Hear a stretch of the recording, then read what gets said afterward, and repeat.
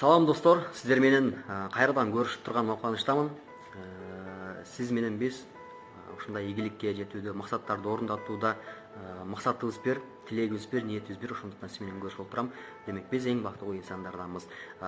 Мурдагы сабакта мен сиздер менен кантип жалкоолукту жеңсе болот деген нерсени өзүм билген нерселеримди гана үйрөттүм. Негизи баягы Куран аяттарында деле бар, билбесең билгендерден сура депчи. Балким мен билбешим мүмкүн, мен билбегенди сиздерден үйрөнүшүм мүмкүн. Балким сиздер билбегенди мен айткан сөздөрдөн балким өзүңүзгө тыянак чыгарып, билим көрүнгөнүңүздү дагы да кеңейтишиңиз мүмкүн. Эми жалкоолукту кантип жеңебиз деген сабактын экинчи бөлүгү мээни кантип иштетебиз. Жалкоолукту жеңиш үчүн сөзсүз түрдө мээни ишке салыш керек. Бүгүн сиздер менен дал ушул мээни кантип иштетебиз деген сөздүн үстүндө иштейбиз. Бул суроо баарын эле кызыктырса керек.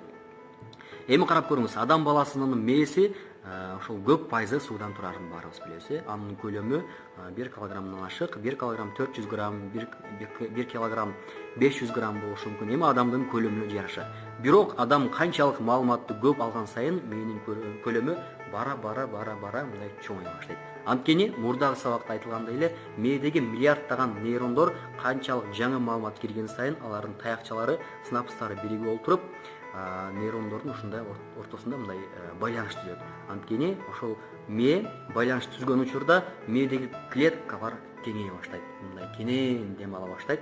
Ошондо мээге кычкылтек бат жетет. Кычкылтек менен мээ тынымсыз, камсыз болуп турат. Кан айлануу системасы жакшырат. Ошондуктан мынакей караңыздарчы. Көптөгөн ийгиликке жеткен адамдар эч качан чарчабайт, анткени алардын мээси чарчабайт. Анткени алардын мээсине кычкылтек, кан айлануу системасы бат-баттан жетип турат. Анткени алар мээни иштетүүнүн жолун билишет. Эми өзүңүзгө азыркы учурда суроо берип көрүңүзчү.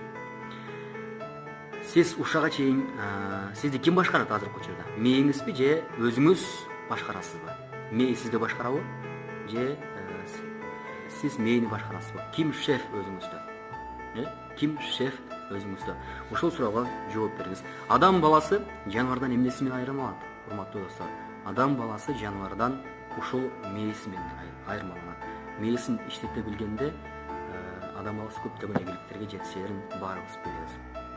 Эми биз жаңы маалыматты алып жатканда, бүгүн мен ушул ручка жөнүндө, мисалы ручканы ала турган болсок, бул ручка жөнүндө маалымат алып жатканда, мээм айтат, мен бул ручканы алдым, ушул жөнүндө маалымат билишим керек дегенде мээ айтат: "Эй Азамат, койчу, эмне кыласың? Билбей эле койбойсуңбу? Жөн эле жүрбөйсүңбү, Азамат?" дейт да.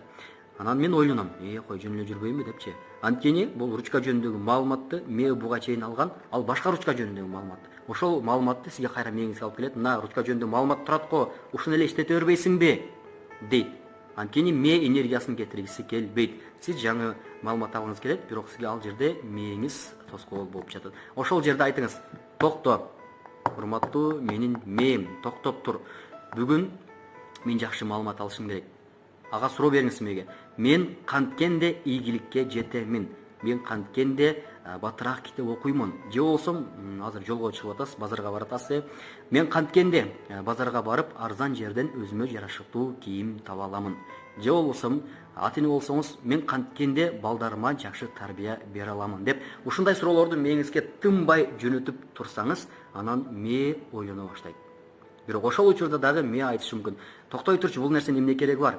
Мына бала тарбиялоо боюнча кошуна мынтип тарбиялап атпайбы? Баланы урушат экенсиң, олтур дейт экенсиң, тур дейт экенсиң, ушинтип тарбияласаң болот" деп мээ мурдагы сизге калыптанып калган маалыматты кайра жөнөтө баштайт.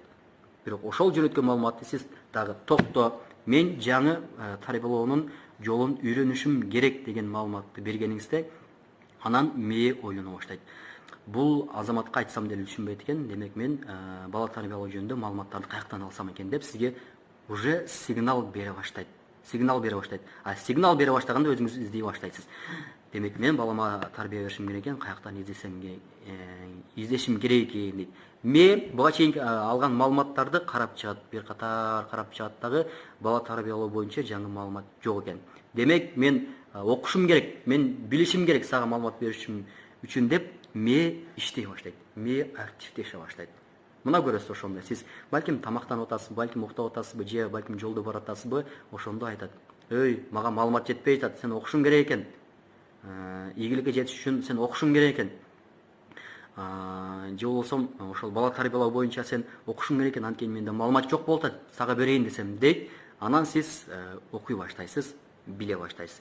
Эми мисалы үчүн эгер маалымат жетпей жатса, кайсыл жактан аласыз? Ушундай видео роликтерди көрүңүз, ушундай сабактарды окуңуз, китептерден көрүңүз. Албетте бул сизге көптөгөн ийгиликтерди берет. Урматтуу көрөрман, негизи мээ адам баласында ошол мээнин 70%-ын түпкү сезим, анан калган 30%-ын акыл эс үстүмдүүлүк кылат да. Деги эле түпкү сезим эмне, акыл эс деген эмне? Эми ушуга келип токтолсок. Мисалы үчүн жаш балдардын көбү ошол түпкү сезим менен иш кылат. Ал эми чоңдор болсо логикалык ой жүгүртүү акыл эс менен иш кылат. Буга бир далил. Мисалы үчүн жаш балдарды караңыз, жат адамдар келген болсо, ал жат адамдардан сөзсүз түрдө тартынат. Мисалы үчүн агасынын досу, атасынын досу, кошунасы келген болсо, ал инсандан сөзсүз тартынат. Анткени ал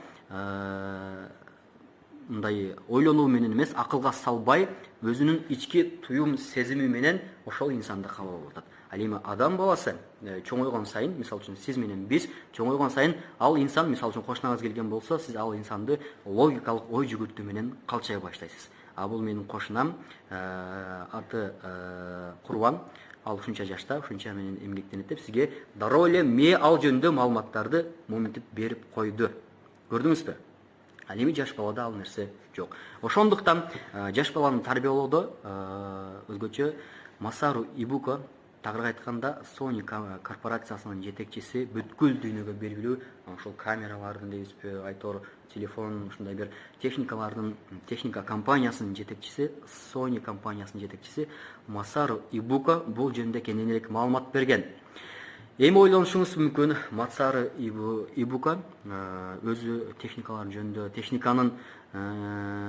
техникалык компаниянын директору болуп жатса, ал эмне үчүн бул жөнүндө маалымат берет, андан көрө техника жөнүндө маалымат бербейби десеңиз мүмкүн.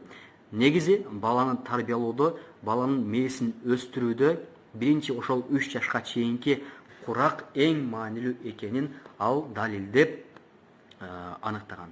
Бул нерсени дүйнө эли дагы чын кабыл алып жаткан учуру.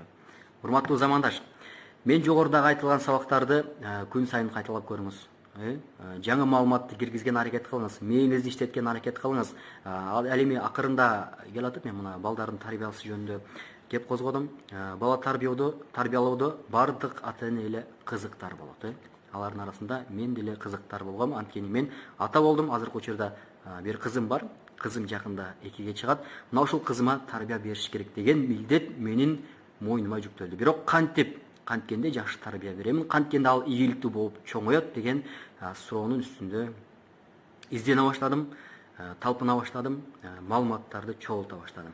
Бул чогулткан маалыматтарды буюрса кийинки сабактарда сизге беремин. Ага чейин ушул жалкоолук боюнча күрөшүүнү аракет кылыңыз. Урматтуу достор, эгерде видео жаккан болсо, лайк басыңыз, ой калтырыңыз, башкалар менен бөлүшүүнү эч качан унутпаңыз. Сизге ийгиликтерди каалайм. Жалкоолук менен буюрса күрөшөбүз. Сиз ийгиликке жетесиз, анда ийгилик сиз менен болсун.